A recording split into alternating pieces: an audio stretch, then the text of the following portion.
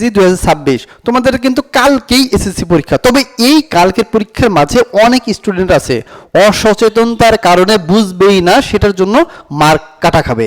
কেমন দেখো, অনেক স্টুডেন্ট আছে এই যে খাতায় লেখারগুলার স্পেস বেশি রাখে, নিচের স্পেস বেশি রাখে। এই স্পেস এতে কি হয়, এতে খাতার দেখতে মানসম্মত মান কমে যায়।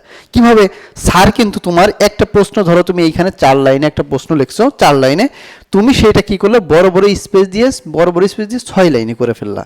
স্যার যখন তোমার এটা পড়বে, স্যার কিন্তু বুঝবে যে মেডিসিন কম, কন্টেন্ট কম, স্পেস বেশি। এইটার জন্য তোমার নেগেটিভ ইমপ্রেশন তৈরি হবে তোমার প্রতি। কারণ কি?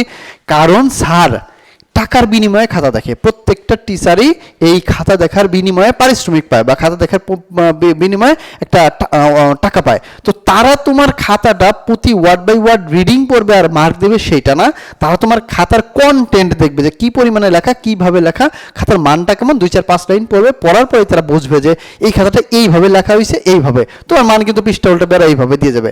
এখন অনেক স্টুডেন্ট আছে যেগুলা ইংলিশ বলো বাংলা বলো যে জিনিসগুলো পারে না, ভাবে যে পারি না, বড় করে দিই। তো বড় করতে সে স্বাভাবিকভাবে ধরো একটা লাইনে যদি 10টা ওয়ার্ড লেখে, তো পরবর্তী সে যেটা পারে না 1 লাইনে 5টা ওয়ার্ড লেখে। তো যে স্যার তোমার খাতাটা দেখবে সে কি বুঝবে না যে তুমি 1 লাইনে 5টা লেখো, এখন 1 লাইনে 10টা লেখো, এখন 5টা লিখতেছো? সে তোমার প্রতি নেগেটিভ ইমপ্রেশন তৈরি করে দেবে এবং মার্ক কিন্তু কম দেবে।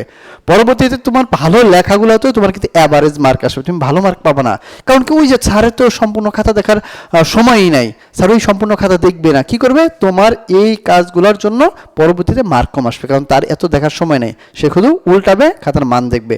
তো ডিয়ার স্টুডেন্ট, যারা কালকে এসএসসি পরীক্ষা দেবা, তারা কিন্তু অবশ্যই খাতায় কখনো স্পেস বেশি ব্যবহার করবে না। তুমি যেইভাবে স্বাভাবিকভাবে লেখো, মানে তোমার সম্পূর্ণ খাতাটা যেই আঙ্গিকে, যেই স্পেসে, যেই ওয়ার্ডের স্পেলিং আকারে তুমি লিখবা, সম্পূর্ণ চেষ্টা করবে ধারাবাহিকভাবে লিখতে।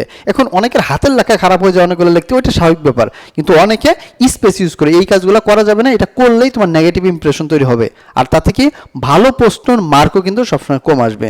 তো এই সামান্য একটা ভুল, যেটা অনেকেই জানে না, তার জন্য কিন্তু অনেকের অনেক মার্ক কাটা যায়। তো ভিউয়ার্স, আশা করছি তুমি বিষয়টা বুঝতে পারছো।